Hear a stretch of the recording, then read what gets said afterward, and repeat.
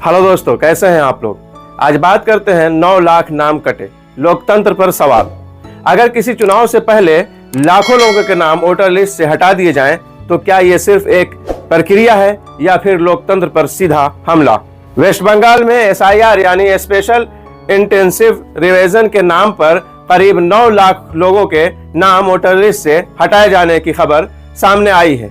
अब सवाल यह है, क्या यह सिर्फ एक सामान्य अपडेट है या इसके पीछे कोई बड़ी राजनीति छुपी हुई है। इलेक्शन कमीशन ऑफ इंडिया का काम होता है निष्पक्ष और पारदर्शी चुनाव कराना, लेकिन जब इतने बड़े स्तर पर नाम हटाए जाते हैं तो पारदर्शिता पर सवाल उठना लाजमी है। क्या सभी लोगों को पहले नोटिस दिया गया था? क्या उन्हें अपना पक्ष रखने का मौका मिला? और सबसे बड़ा सवाल, ये प्रक्रिया चुनाव से ठीक पहले क्यों तेज हुई? भारतीय जनता पार्टी लगातार बंगाल में अपनी पकड़ मजबूत करने की कोशिश कर रही है। ऐसे में विपक्ष ये आरोप लगा रहा है कि वोटर लिस्ट से नाम हटाना कहीं राजनीतिक रणनीति का हिस्सा तो नहीं है। अगर जिन इलाकों में विपक्ष मजबूत है वहीं ज्यादा नाम कटे हैं, तो ये सिर्फ संयोग है या प्लान। सोचिए, एक आम नागरिक जिसने सालों से वोट दिया, अचानक उसे पता चले कि उसका नाम ही लिस्ट में नहीं है। आपका अधिकार छीन लिया गया है, उसकी आवाज दबा दी गई है और लोकतंत्र में उसकी भागीदारी खत्म कर दी गई है। क्या ये सही है? हो सकता है कि कुछ नाम तकनीकी कारणों से हटाए गए हों, जैसे डुप्लीकेट एंट्री या गलत जानकारी, लेकिन जब संख्या 9 लाख जैसी बड़ी हो तो सवाल उठाना बिल्कुल जायज है। लोकतंत्र सिर्फ चुनाव जीतने का नाम नहीं है, लोकतंत्र हर उस वोट की इज्जत का नाम है जो एक आम इंसान देता है।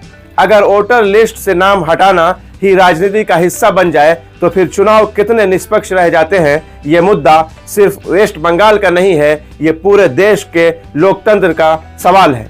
आप क्या सोचते हैं, ये प्रक्रिया सही है या इसमें कुछ गड़बड़ है? कमेंट में अपनी राय जरूर बताइए।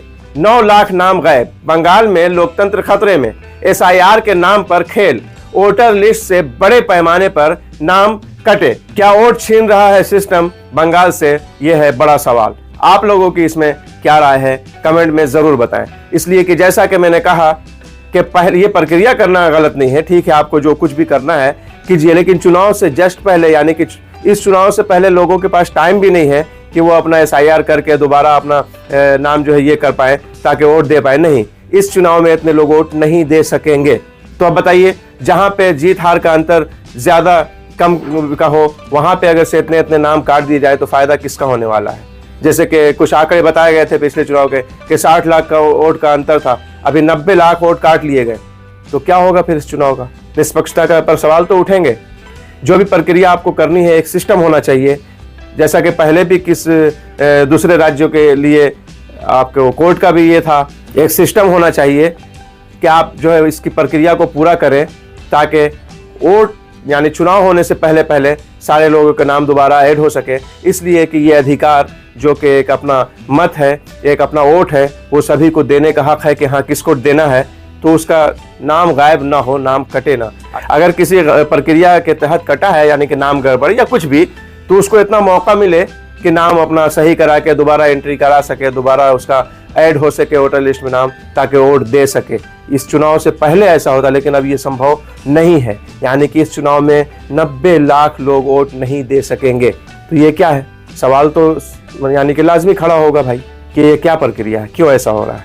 90 लाख वोट माने रखते हैं, पूरे चुनाव का ये बदल सकते हैं, रुख बदल सकते हैं, बल्कि कहा जाए कि रिजल्ट बदल सकते हैं। हालांकि जैसा कि कहा जा रहा है कि वहां पे ममता जी को हराना आसान नहीं है और हो सकता है कि फिर से टीएमसी की सरकार बने, लेकिन इस पर तो सवाल खड़ा होगा। इतनी भारी संख्या में, इतनी बड़ी संख्या में जो नाम हटाए जा रहे हैं, कट गए हैं, बल्कि हटाए क्या जा रहे हैं, काट दिए गए हैं, तो ये तो बड़ा सवाल है।